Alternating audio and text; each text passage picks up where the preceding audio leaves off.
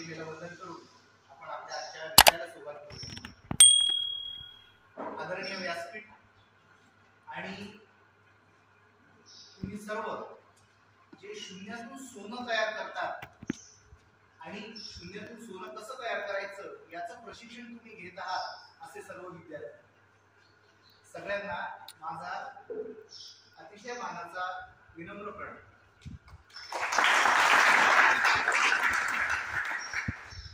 खरं तर मला आता तुमच्या सगळ्यांशी बोलताना तुमच्यामध्ये येऊन खूप छान वाटतं, खूप आनंद झाला. आपल्याला सगळ्यांना माहिती आहे की आपला भारत देश, आपल्या भारत देशामध्ये अनेक असे प्रतीक आहेत की जे जगामध्ये कुठेच नाही. त्यापैकी एक मोठं प्रतीक आणि एक पूज्य असलेली एक संकल्पना म्हणजे गंगा नदी. आपल्याला माहिती आहे गंगा नदी ही आपली खूप पवित्र नदी आहे. सगळेजण गंगा नदीच्या दर्शनाला जातात, पण गंगा नदीचं दर्शन करण्याचं सगळ्यात जास्त पुण्य कुठे मिळतं तर ते मिळतं गंगोत्रीला, जिथे त्या नदीचा उगम होतो. गंगोत्रीला गंगा नदी काही भली मोठी एका प्रचंड पाणी वाहत आहे, खूप भलं मोठं पात्र आहे अशी गंगा नदी आहे. तर गंगोत्रीला नाही का, अशी छोटीशी कुठेतरी एक थेंब पाणी पडत असतं, तिथे गंगा नदीचा उगम झालेला असतो आणि ती पुढे एक मोठं विशाल स्वरूप प्राप्त करते आणि तिथे दर्शन घ्यायला भाविक जातात. तिथलं पुण्य सगळ्यात मोठं आहे आणि मला वाटतं की तसं दर्शन घेण्याचा योग आज मला मिळाला आहे. कारण तुम्ही तुमच्या कौशल्यांचा उगम करण्याचं स्थान म्हणून आज हे ITI कॉलेज तुम्ही सगळ्यांनी निवडलं आणि तिथून तुम्ही घडणार आहात, तिथून तुम्ही शिकणार आहात आणि तुमच्या भावी आयुष्यामध्ये तुम्ही असे जादूगार बनणार आहात की जे वेगवेगळ्या तुमच्या हातून काही कौशल्य असेल, काही कलाकृती असतील या बनणार आहेत. त्याच्यामुळे मला खूप आनंद झाला की मला तुम्हाला सगळ्यांना भेटण्याची संधी प्राप्त झाली. आजचा दिवस हा मोठा महत्वाचा. आपण आपल्या संस्कृतीमध्ये खूप सारे सण साजरे करतो, उत्सव साजरे करतो. त्यापैकी एक महत्वाचा दिवस म्हणजे शिवराज्याभिषेक. आता हा दिवस इतका महत्वाचा का बरं? आज आपल्याला इथे आपण शिवराज्याभिषेक दिनाच्या निमित्ताने एकत्र आलेलो आहोत. शासनाने, मुख्यमंत्र्यांनी, आपल्या मंत्री महोदयांनी आपल्याला हा दिवस साजरा करायची आपल्याला इथे त्यांनी योजना बनवून दिली आणि आपण हा साजरा करण्यासाठी एकत्र जमलो. मग का बरं हा साजरा करायचा? छत्रपती शिवाजी महाराज त्यांचे कोण होते की ज्यांचं इतकं मोठं कार्य आहे?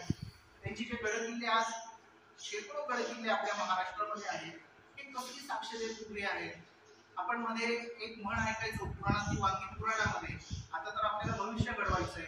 मग पुन्हा 350 वर्ष मागे जाऊन एका महापुरुषाच्या आयुष्याचा अभ्यास आपल्याला का करायचा आहे? हे सगळे प्रश्न आपल्याला पडले पाहिजे आणि ज्याला प्रश्न पडतात ना ती व्यक्ती आयुष्यामध्ये खूप पुढे जाते. जाऊ उद्या काय असेल ते असेल, मला काय त्याचं घेणं, असं जे मनामध्ये बाळगतात त्यांची कधी प्रगती होत नाही. आणि तुम्हाला माहिती आहे की चालू असलेली गाडी चांगली चालते, ती जर बंद पडली ना तर त्याचा काही उपयोग नसतो. त्याच्यामुळे आपली बुद्धी, आपलं व्यक्तिमत्व, आपली विद्यार्थी दशा ही कायम पुढे चालू राहिली पाहिजे, यासाठी या सगळ्या उपक्रमांचं आयोजन. आणि तुम्ही सगळे तर सर्व तर विश्वकर्म्याचा अंश आहात. विश्वकर्मा माहिती आहे सगळ्यांना की ज्यांनी जग निर्माण केलं अशी देवता म्हणून विश्वकर्मा ओळखली जाते. आणि आज तुमच्या हातामध्ये वेगवेगळे कौशल्य आहेत. कोणी इलेक्ट्रिशियन आहे, कोणी बाकी काही वस्तू तयार करत आहे, कोणी काही वेगवेगळे पार्ट बनवत आहे, तर कोणी आता सरांनी दाखवलं एक सुंदर केबिन तयार केलं. तर असं आपण शिकता शिकता काहीतरी बनवत शिकतोय, म्हणजे आपण काहीतरी घडवणारे आहोत. आपण शून्यातून सोनं निर्माण करणारे आहोत. आपण या पृथ्वीला, या समाजाला आकार देणारे आहोत. इतकं मोठं काम तुमचं आहे. तर मग हा जो कसा आपण घेतलेला आहे, आपण जे आपलं करिअर म्हणून जे सुरुवात करतो आहोत, जे प्रशिक्षण घेणार आहोत, या प्रशिक्षणामध्ये सगळ्यात महत्वाचं जर काय असेल तर तो आहे आपला भूतकाळ. आपला म्हणजे आपला वैयक्तिक भूतकाळ नाही, आपल्या समाजाचा भूतकाळ, आपल्या देशाचा भूतकाळ, आपल्या महाराष्ट्र राज्याचा भूतकाळ. आता आपण परत आपल्या विषयाकडे येऊया, शिवराज्याभिषेक दिन. आता खरं तर शिवराज्याभिषेक दिन हा इतक्या मोठ्या प्रमाणावर का साजरा करायचा? आपल्या देशामध्ये शेकडो राजे महाराजे होऊन गेले, हजारो राजे महाराजे होऊन गेले. जेव्हा आपल्या भारताला स्वातंत्र्य मिळालं तेव्हा 650 वेगवेगळे संस्थानिक आपल्या भारतामध्ये होते. सरदार वल्लभभाई पटेल, प्राचार्यांच्या केबिन मध्ये सरदार वल्लभभाई पटेलांचा फोटो लावलेला आहे. बऱ्याच जणांनी बघितला असेल, ज्यांनी बघायचं राहून गेला असेल त्यांनी आता जा आणि बघा. सरदार वल्लभभाई पटेल यांनी आपल्या भारतातले हे 650 संस्थान एकत्र केले आणि आपला भारत देश एक संघ घडवला, असे सरदार वल्लभभाई पटेल. तर त्यांनी काय केलं, हे 650 राजवटी ज्या होत्या त्यांना एकत्र आणलं आणि आपला भारत देश तयार केला. त्याच्याही आधी शेकडो हजारो राजे आपल्या भारतामध्ये होऊन गेले. पण या सर्व राजांमध्ये, या सर्व राजसंस्थांमध्ये छत्रपती शिवाजी महाराजांचं स्थान हे खूप वेगळं आहे, अग्रगण्य. काय होतं असं, शिवाजी महाराजांकडे काय होतं, प्रचंड मोठं साम्राज्य होतं का, देश विदेश असं एवढं मोठं साम्राज्य होतं का महाराजांकडे? नव्हतं, छोटासा भाग होता. आत्ताच आपला महाराष्ट्र आहे, या महाराष्ट्राचा पेक्षा सुद्धा छोटासा भाग तेव्हा स्वराज्यामध्ये होता. खूप प्रचंड मोठं घोडदळ, पायदळ, लाखो कोट्यावधींचं सैन्य असं महाराजांकडे होतं का? अजिबात नव्हतं. महाराजांचे मावळे म्हणजे शेतामध्ये काम करणारे शेतकरी असायचे की जे युद्धाची वेळ आल्यावर फावडा आणि टिकाव सोडून द्यायचे, नांगर सोडून द्यायचे आणि तलवार आणि भाले हातात घ्यायचे. म्हणजे पुरेसं सैन्य सुद्धा नव्हतं. प्रचंड मोठी संपत्ती, अरबो खरबो रुपयाचे मोठे महाल असं काही महाराजांकडे होतं का? तसंही नव्हतं आमच्या महाराजांकडे. तिकडे दिल्लीमध्ये जे बादशाह राजे वगैरे बसलेले असायचे त्यांच्याकडे प्रचंड संपत्ती असायची, मोठमोठे राजवाडे असायचे, हाती घोडे उंट लावाजमा असायचा. आमच्या महाराजांकडे तेही नव्हतं. जंगलांमध्ये डोंगरावर त्यांचे किल्ले असायचे, तिथून त्यांचा राज्यकारभार चालायचा. मग जर आमच्या महाराजांकडे मोठे साम्राज्यासारखं काहीच नव्हतं तर आमचे महाराज इतके पूज्य कसे झाले? याचं उत्तर आपल्याला त्यांच्या आयुष्यामध्ये आणि त्यांच्या गुणांकडे जर बघितलं तर मिळेल. तर महाराजांकडे एक गुण सगळ्यात मोठा होता जो इतर राजांकडे क्वचितच असेल, तो म्हणजे आपल्या देशाचा अभिमान, आपल्या स्वदेशाचा, आपल्या स्वराज्याचा अभिमान. हा जो महाराष्ट्र आहे, हा जो देश आहे, ही जी जमीन आहे ही सर्व आपली आहे. या भागात राहणारे लोक आपले आहेत, या भागातली संस्कृती आपली आहे. या भागामध्ये आपण जे सण उत्सव परंपरा या सगळ्या ज्या पाळतो, ज्या प्रथा आपण पाळतो, हा देश माझा आहे याचा विकास करणं म्हणजेच स्वराज्य उभं करणं, हे छत्रपती शिवाजी महाराजांनी ओळखलं. पाश्चात्यांचं अनुकरण करणं म्हणजे स्वराज्य नाही. दुसऱ्यांनी काहीतरी खूप भारी चमक केली आहे मग त्यांचीच कॉपी आपण करणं किंवा त्यांचं अनुकरण करणं म्हणजे स्वराज्य नाही, हे महाराजांनी त्या काळात ओळखलं. आणि आपल्या मातीला त्यांनी प्रतिष्ठा निर्माण करून दिली, म्हणून हे स्वराज्य उभं राहिलं. आणि म्हणून छत्रपती शिवाजी महाराज हे आपल्याला पूज्य आहे. तेव्हाचा काळ हा फार गंभीर होता. देशाच्या बाहेरून आलेल्या वेगवेगळ्या शहांची, वेगवेगळ्या ज्या सल्तनत होत्या त्यांचं भारतावर सगळं आक्रमण होत होतं, अतिक्रमण होत होतं, दिवसा ढवळ्या लूट होत होती. आपल्या सर्व लोकांची संपत्ती लुटून जात होती. आपल्या लोकांचा जो स्वाभिमान होता हा मातीत मिळालेला होता. पण त्या ठिकाणी छत्रपती शिवाजी महाराजांना जिजामातेंनी दिलेली शिकवण ही कामी आली की शिवबा हे आपले लोक आहेत, आपल्या लोकांसाठी आपलं राज्य उभं करायचंय, परकीयांची गुलामगिरी नाही करायची. आपल्याला आपलं राज्य उभं करायचंय, आपल्या लोकांना स्वाभिमान परत मिळवून द्यायचा आहे, आपल्या महाराष्ट्राला उभं करायचंय आणि हे काम शिवबा तुला करायचंय. ही जिजामातांची शिकवण छत्रपती शिवाजी महाराजांनी, जेव्हा महाराज छोटे होते तेव्हा होता शिवबा. इतक्या कमी वयात शिवबानी हे ज्ञान आत्मसात केलं आणि जेव्हा ते तरुण झाले तेव्हा त्यांनी मावळे जमा करायला सुरुवात केली, मावळे गोळा करायला सुरुवात केली. एक एक किल्ला जिंकला, स्वराज्याचा तोरणा किल्ला पहिला जिंकला, स्वराज्याचं तोरण बांधलं गेलं आणि तिथून नंतर एक एक किल्ला घ्यायला सुरुवात केली आणि आपलं स्वराज्य स्थापन केलं. स्वराज्य स्थापन केल्यावर महाराजांनी काय केलं? आधी स्वतःसाठी मोठा महाल बांधला, आधी प्रचंड हत्ती घोडे, स्वतःला उंची वस्त्र असं काही केलं का? नाही. तर त्यांनी आधी आपल्या स्वराज्याचं रक्षण कसं करता येईल याचा विचार आधी केला. स्वराज्यासाठी आरमार उभं केलं, जमीन तर आपली आहेच, पण आता समुद्र सुद्धा आपल्याला परकीयांपासून सुरक्षित करायचा आहे, याचा विचार महाराजांनी केला आणि एक मोठं आरमार उभं केलं. समुद्राच्या तटावर मोठमोठे किल्ले बांधले आणि आपल्या स्वराज्याचं रक्षण करायची जबाबदारी स्वतःवर घेतली. आणि ही फक्त स्वतःवर घेतली नाही, तर ही सगळ्या अष्टप्रधान मंडळ असेल, त्यांचे सगळे मावळे असतील, यांच्यावर सुद्धा हे विचार सगळे बिंबवण्यामध्ये महाराज यशस्वी झाले. आणि त्यांनी स्वदेशीचा प्रचार, आपल्या स्वराज्याचा विचार हा सर्वात पहिल्यांदा केला. म्हणजे स्वराज्य म्हणजे नेमकं काय? स्वराज्य म्हणजे आपलं राज्य, म्हणजे आपण राजा असल्यासारखं वागायचं आणि आपल्याला पाहिजे ते करायचं. हा संदेश महाराजांनी दिला का? दिला हा संदेश महाराजांनी? तर नाही. त्यांनी स्वराज्य उभं केलं खरं, पण त्या स्वराज्याचे नियम व्यवस्थित टाकले. शेतकऱ्यांकडून जास्त शेतसारा घेऊ नका. विजयासारखे कर जे अतिरिक्त शेतकऱ्यांवर होत होते तसे काढून टाकले. बळीराजा हा या समाज व्यवस्थेचा खरा कणा आहे हे ओळखणारे छत्रपती शिवाजी महाराज सगळ्यात आधी होते. असे अनेक नियम महाराजांनी घालून दिले आणि एका स्वराज्यासोबत सुराज्याची संकल्पना सुद्धा छत्रपती शिवाजी महाराजांनी मांडली. म्हणून आज ते आपल्याला पूज्य आहे. पण एवढ्यावरच महाराज थांबले का? चला आता स्वराज्य मिळालं, किल्ले पण आपल्या ताब्यात आले, आपल्याला जसं स्वराज्य अपेक्षित होत आहे तसे सर्व योजना केलेली आहे आणि आता बस आता झालं माझं स्वप्न पूर्ण. एवढ्यावरच महाराज थांबले का? या हिंदवी स्वराज्याला, या स्वराज्याला एक राजा पाहिजे. जोपर्यंत एक राजा असत नाही तोपर्यंत त्या राज्याला काही अर्थ नसतो. हे महाराजांनी तेव्हा ओळखलं. जे सुशासन आपण जे कष्ट करून सर्व स्वराज्य निर्माण केलंय ते पुढे चाललं गेलं पाहिजे, यासाठी एक व्यवस्थित राजव्यवस्था पाहिजे हे महाराजांनी ओळखलं आणि स्वतःचा राज्याभिषेक करून घेतला. आता इथे बऱ्याच जणांचा थोडा गोंधळ होतो. स्वतःचा राज्याभिषेक करून घेतला म्हणजे काय? तर राज्यव्यवस्थेचा जर आपण अभ्यास केला तर आपल्याला एक लक्षात येतं की वडील राजा असतात आणि ते मुलाचा राज्याभिषेक करतात आणि वंश परंपरा पद्धतीने ती राजगादी पुढे जाते. पण छत्रपती शिवाजी महाराजांच्या आधी हिंदवी स्वराज्याला कोणी राजा होता का?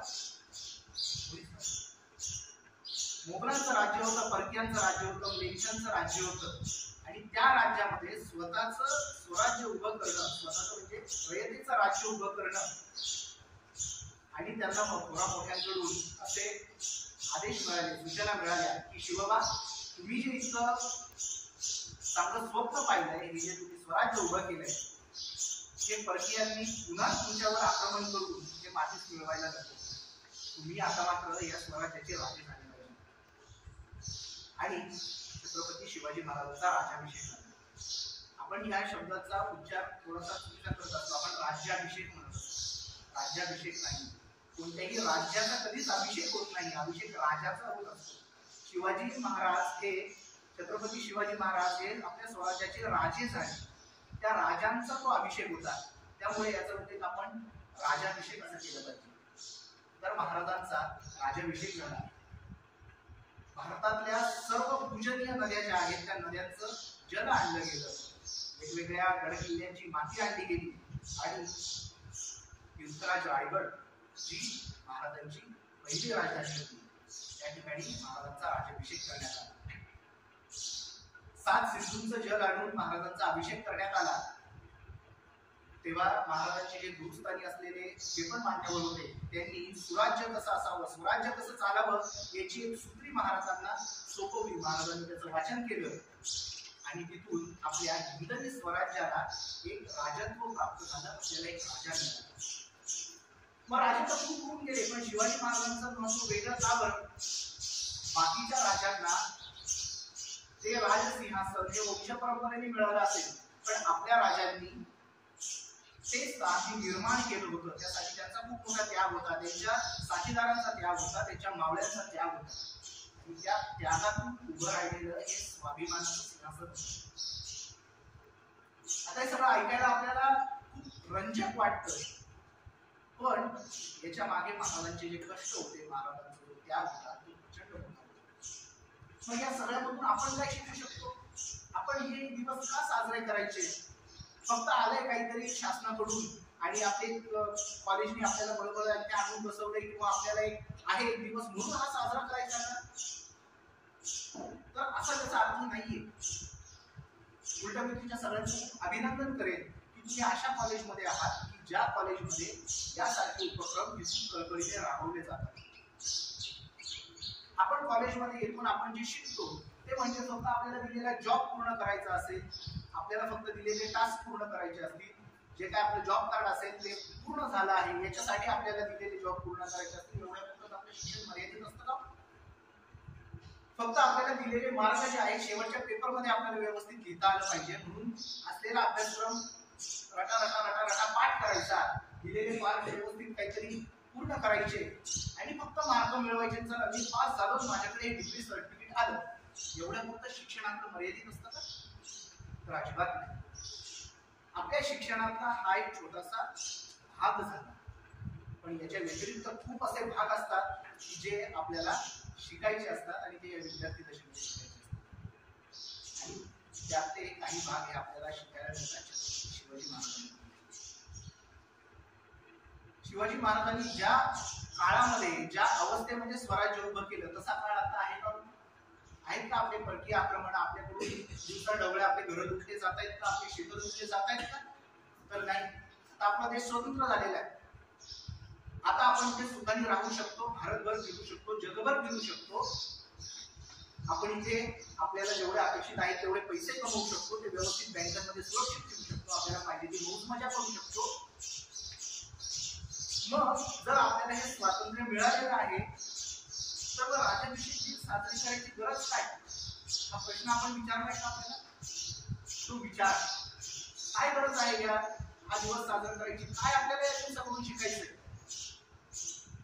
हा दिवस आपल्याला शिकवतो की जरी तुम्हाला स्वातंत्र्य मिळालेलं असेल, जरी तुम्हाला स्वराज्य मिळालेलं असेल, तरी अजून खूप अशा गोष्टी आहेत ज्याच्यामधून तुम्ही स्वतंत्र झालेले नाही आहात. अजून एक खूप मोठं स्वराज्य, खूप मोठं स्वातंत्र्य हे तुमची वाट बघतात. मग कोणतं असं पारतंत्र्य आहे की ज्याचा अजून पण पगडा आपल्यावर आहे? अजून आपण देशातून स्वतंत्र झालेलो नाही, अजून आपण पारतंत्र्यात आहोत, असे कोणते घटक आहेत? तरी कोणी याच्यावर विचार केलाय का? तो विचार करण्यासाठी आजचा आपला हा राज्याभिषेक दिनाचा कार्यक्रम आहे. आपला भारत देश हा साधा सुद्धा देश नाही मित्रांनो. या देशामध्ये जन्म घेण्यासाठी काहीतरी खूप मोठं पुण्य करावं लागतं, तेव्हा आपला या भारत देशामध्ये जन्म होतो. असा देश जिथे विविध नैसर्गिक साधन सामुग्री भरपूर प्रमाणात आहे, इतक्या जाती इतके धर्म वेगवेगळे असून सुद्धा आपण एकोप्याने आज इथे राहतोय. प्रचंड वेगवेगळ्या सांस्कृतिक विविधता इथे आहे, भौगोलिक विविधता इथे आहे, सामाजिक विविधता इथे आहे. पण या सगळ्या विविधतेमध्ये सुद्धा एकोप्याने राहणारा देश हा पृथ्वी तलावर दुसरा कोणताच नाही, तो भारत देश. याच्यासाठी आपल्या संस्कृतीची खूप मोठी परंपरा आपल्या मागे आहे. आपल्या संस्कृतीने आपल्याला आपल्या देशाचं, आपल्या मातृभूमीचं, आपल्या निसर्गाचं महत्व आपल्याला सांगितलेलं आहे. आणि आपण तर सगळे अशा भागात राहणारे आहोत. गांधीजींनी सांगितलं की खेड्याकडेच आहे. का बरं? कारण खरा भारत देश हा खेड्यामध्ये बसतो. खेड्यामध्ये एक खरी संस्कृती असते. आपण जितक्या दुर्गम भागात जाऊ तेवढा खरा भारत देशाचा चेहरा आपल्याला बघायला मिळतो. जितकं शहराकडे जाऊ तेवढं मॉडर्नायझेशन, पाश्चिमात्यांचं अनुकरण आपल्याला बघायला मिळतं. त्याच्यामुळे आपण ज्या भागात राहतोय तो खरा भारत हे आपण ओळखलं पाहिजे. आणि आज जगामध्ये अद्वितीय असलेला असा देश, या देशाचं संवर्धन करण्याची जबाबदारी आता नवी पिढी म्हणून आपल्याकडे आहे. मग आपण कुठे हरवत चाललेलो आहोत, कोणत्या पारतंत्र्यात हरवत चाललेलो आहोत याचा आपण विचार केलाय का? आज आपण सोशल माध्यम वापरतो, आज आपण मोबाईल हातात घेतो, आज आपण घरी गेलेले टीव्ही लावतो, इंटरनेटवर आपण कॉम्प्युटरवर वेगवेगळ्या साईट्स बघतो, वेगवेगळे सोशल मीडिया आपण वापरतो. पण या सगळ्या माध्यमातून बाकीच्या देशांमधून नकळत आपल्यावर पाश्चात्य संस्कृतीचे संस्कार नाही म्हणता येणार, त्याला कुसंस्कार आपल्यावर केले जातात, त्यांचं आक्रमण आपल्यावर केलं जातं. आमच्या आई बापांनी कष्टाने कमवलेली जी ठेचा भाकरी आहे ती आम्हाला गोड लागत नाही. आम्हाला त्या मॅगडी मधलं पिझ्झा आणि बर्गर मात्र गोड लागतो. सणाला आपल्याकडे केलेली पुरणपोळी ही इतक्या वर्ष आपले आई वडील आपले आजी आजोबा हे आवडीने खात आले, प्रसाद म्हणून त्याचा नैवेद्य दाखवत आले. पण नाही, कोणतरी एक सिनेमा मधला एखादा हिरो म्हणतो कुछ मीठा हो जाए, आणि एखादी दुसऱ्या देशामध्ये तयार झालेलं एखादं चॉकलेट आपल्याकडे नाचवतो आणि म्हणतो कुछ मीठा हो जाए, हे खायचं का? आपल्या घरात होणाऱ्या पुरणपोळीचा सुद्धा आपल्याला अभिमान पाहिजे, आपल्या घरात बनणाऱ्या खीर आणि शिऱ्याचा सुद्धा आपल्याला अभिमान पाहिजे. पण पाश्चात्यांचं आक्रमण आपल्याकडे करताना आपल्या या पदार्थांची, या संस्कृतीची आपल्याला जाणीव आपण विसरून जावी, म्हणून हे आक्रमण आपल्याकडे होत आहे. आज OTT सारखे प्लॅटफॉर्म आपण सगळेजण बघतो. हजारो शेकडो लाखो वेब सिरीज आज आपल्या या छोट्याशा यंत्रामध्ये आहेत. आपण सबस्क्राईब करतो, आपले पैसे घालवतो आणि आपण त्या OTTचा आनंद घेतो, मजा घेतो. त्याच्यावर आपले शेकडो तास आपण त्याच्यावर घालवतो आणि आपल्याला काय दिसतं? फार मोठा विचार करण्याची गरज आहे. ओपन रिलेशनशिप असेल, मला जे वाटतं ते मी करावं या पद्धतीची विचारसरणी असेल, किंवा पाश्चात्यांच्या वेगवेगळ्या संस्कृतीचं प्रतिनिधित्व करणाऱ्या काही सिरियल्स असतील, ह्याच आपल्या माती मारल्या जात आहेत, आपल्या समोर दाखवल्या जात आहेत आणि आपल्याला असं वाटतं अरे हे आपलं एक घुसटलेलं आहे, आपलं जे आहे ते मागासलेलं आहे. आणि बाहेरच्या लोकांचं जे आहे, दुसऱ्या देशातल्या लोकांचं, ते मात्र खूप छान छान आहे. आपण त्यांचं अनुकरण करायला पाहिजे.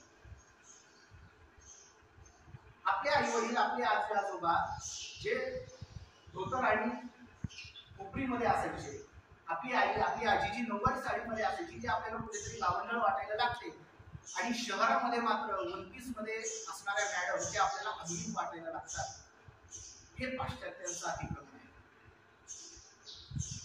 आज जर आपण आपल्या संस्कृतीचा अभ्यास केला आणि आपल्या संस्कृतीचा परदेशाने जी स्वीकारली जाते त्याचा अभ्यास केला, तर सगळ्यात आनंददायी संस्कृती आपली आहे हे आपल्या लक्षात येते. आपला साडी हा पोशाख हा पाश्चात्यांमध्ये हल्ली आकर्षक होतोय, तिथे ते अनुकरण करताय. थ्री-पीस जी संस्कृती आहे, जी आपण फार मोठ्या कौतुकाने आपल्या देशामध्ये सांभाळतो, वावरतो, त्याच्यामध्ये ती आता परदेशामध्ये टाकून दिली जाते आणि आपला जो कुर्ता जो आहे त्याचं अनुकरण बाहेरचे लोक करायला लागले, हे आज आपल्याला दिसते. पण आपण मात्र आपल्याच या गोष्टींपासून दूर जात चाललेलो आहोत. पण या राज्याभिषेक दिनाच्या निमित्ताने आपल्याला आपल्या परंपरांचा, आपल्या प्रथांचं एकदा पुन्हा स्मरण करण्याचा दिवस म्हणून आज आपण होणार आहोत. छत्रपती शिवाजी महाराजांनी आपल्याला दिलेला वारसा, आपले साधू संत जे आहेत, आपले संत तुकाराम महाराजांपासून, ज्ञानेश्वर महाराजांपासून, ज्ञानदेवे रचिला पाया तुका झालसे कळस असं आपण म्हणतो. म्हणजे ज्ञानदेवांपासून तुकोबांपर्यंत शेकडो संतांची परंपरा आपल्याला लाभलेली आहे. आपण कधी मन लावून हरिपाठ ऐकलंय का? त्या हरिपाठामध्ये जे सांगितलं जातं ते तत्वज्ञान जगामध्ये ऑक्सफर्ड सहित तर कोणत्याही युनिव्हर्सिटीचे पुस्तक तुम्ही अभ्यासा, त्याच्यामध्ये इतकं वैश्विक तत्वज्ञान सांगितलं जातं जेवढं आपल्या हरिपाठामध्ये सांगितलं जातं. पण आपल्याला हरिपाठ इतका वाटत नाही. पण एखाद्या परदेशी गायकाने गायलेलं इंग्लिश गाणं मात्र आपल्याला जवळचं वाटतं. ही शोकांतिका. आपण पुन्हा आपल्या संस्कृतीकडे वळावं. आपण पुन्हा आपल्या सांस्कृतिक प्रतीकांचा आपल्या व्यक्तिमत्व विकासासाठी वापर करावा. छत्रपती शिवाजी महाराजांनी घालून दिलेले जे नियम आहेत, त्यांची जी आदर्श अशी जीवनशैली आहे, स्वराज्यासाठी त्यांनी केलेले प्रयत्न आहेत, हे आपण आपल्या जीवनामध्ये अंगीकारावे. आपण जो कौशल्य रोजगार किंवा कौशल्य विकास आपण जो करणार आहोत, या कौशल्यांबरोबर आपण आपल्या संस्कारांचा सुद्धा विकास करावा, अशी आपल्या या नवीन भारताची संकल्पना आहे. आपली भारतीय संस्कृती ही अजिबातही मागासलेली नाही किंवा अजिबातही घुसटलेली नाही. एक काळ होता जेव्हा भारताला फक्त साप आणि दारुड्यांचा देश म्हणून ओळखलं जायचं, किंवा पाश्चात्यांमुळे आमचा देश हा फक्त साप आणि दारुड्यांचा देश आहे अशी पाश्चात्यांना ओळख करून द्यायची. पण आता तो काळ गेलेला आहे. आता आपण अमृत काळामध्ये आहोत.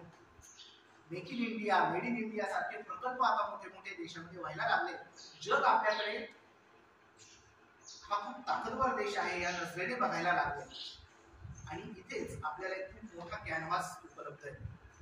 तुम्ही जे कौशल्य शिकता आहात या कौशल्याला संस्कारांची जोड देता येईल. या सगळ्या कौशल्यांना आपल्या संस्कृतीची जोड देता येईल. आपण जे करतोय हे माझ्या देशासाठी मी काय करू शकतो या विचारांची जोड आपल्याला देता येईल. आणि अतिशय उत्तम असं व्यक्तिमत्व तुमचं घडावं यासाठी शासन सगळा हा प्रयत्न करते. आजच्या या शिवराज्याभिषेक दिनाच्या निमित्ताने तुम्हाला सगळ्यांना भेटता आलं. खरं तर राजूर इथपर्यंत येताना सरांच्या आणि आमच्या खूप छान गप्पा झाल्या.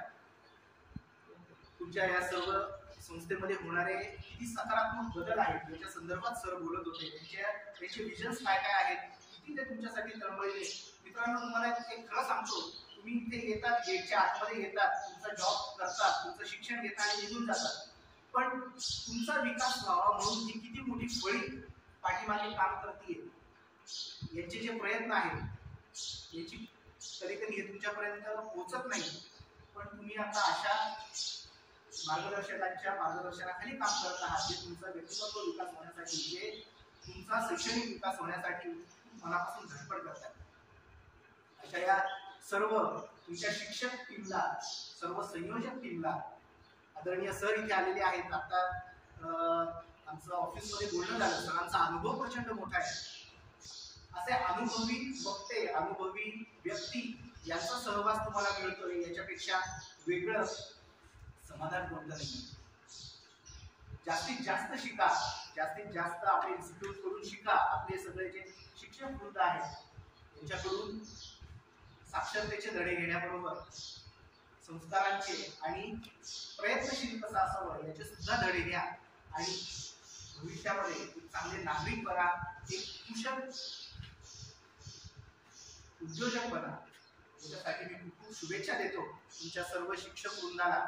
म्हणून पुन्हा एकदा नमस्कार करतो की इतका सुंदर तुम्ही सगळे प्रयत्न करतायत आणि इतका सुंदर कार्यक्रम तुम्ही आयोजित केलाय. आणि त्यासोबत तुम्हाला सगळ्यांना खूप खूप शुभेच्छा देतो. पुन्हा पुन्हा मला इथे नक्की यायला आवडेल. तुम्ही इतका छान, इतक्या दुर्गम भागामध्ये तुम्ही हे जे प्रयत्न करताय त्याच्या निमित्त तुमचं सगळ्यांचं खूप खूप अभिनंदन आणि तुम्हाला सगळ्यांना खूप खूप शुभेच्छा. आजच्या आपल्या या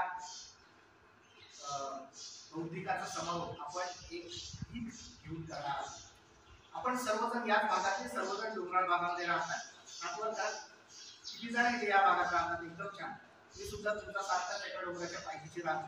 जरी संगमनेरवरून आलेलो आहोत तरी पण पेनगिरीच्या जवळ आमचं छोटंसं गाव. त्याच्यामुळे आज तुमच्यासाठी एक छान गाणं मी म्हणणार आहे. तुमच्या माझ्या पाठीमागे तुम्ही सगळ्यांनी हे गीत म्हणावं अशी मी सगळ्यांना विनंती करतो. सर्व शिक्षक सुद्धा हे गीत म्हणतील आणि या एका छान गीताने आपण आजच्या या कार्यक्रमाचा म्हणजे माझ्या बोलण्याचा समारोप करूया. नंतर पुढे जो कार्यक्रम असेल तो चालू राहील. तर माझ्या मागे सगळ्यांनी म्हणायचं, सगळ्यांच्या ओळखीचं असलेलं हे गाणं आणि आपल्या रोजच्या आयुष्याशी आणि छत्रपती शिवाजी महाराजांशी संबंधित असलेलं हे गाणं. माझ्या मागे म्हणणार सगळे? आवाज नाही आला. म्हणणार सगळे? अजून जोरात म्हणणार सगळे? येस, या आवाजामध्ये सगळ्यांनी म्हणायचं. रेडी, करूया सुरुवात. आम्ही गड्या डोंगरचे राहणार, सागर शिवबाचे होणार, आवाज मोठा. आम्ही गड्या डोंगरचे राहणार, सागर शिवबाचे होणार, ईशान भगवे भुवर फडके, शिवाजी महाराजांचा ध्वज कोणता? ईशान भगवे भुवर फडके, शत्रूचे मग काळीज भडके, सावळे आम्हीच लढणार, सावळे आम्हीच लढणार,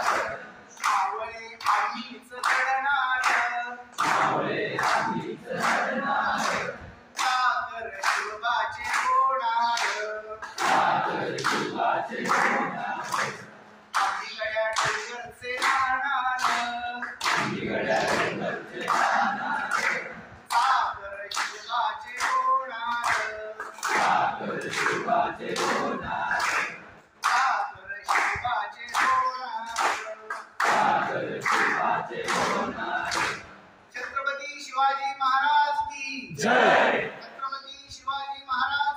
जय वंदे मातरम वंदे मातरम भारत माता की जय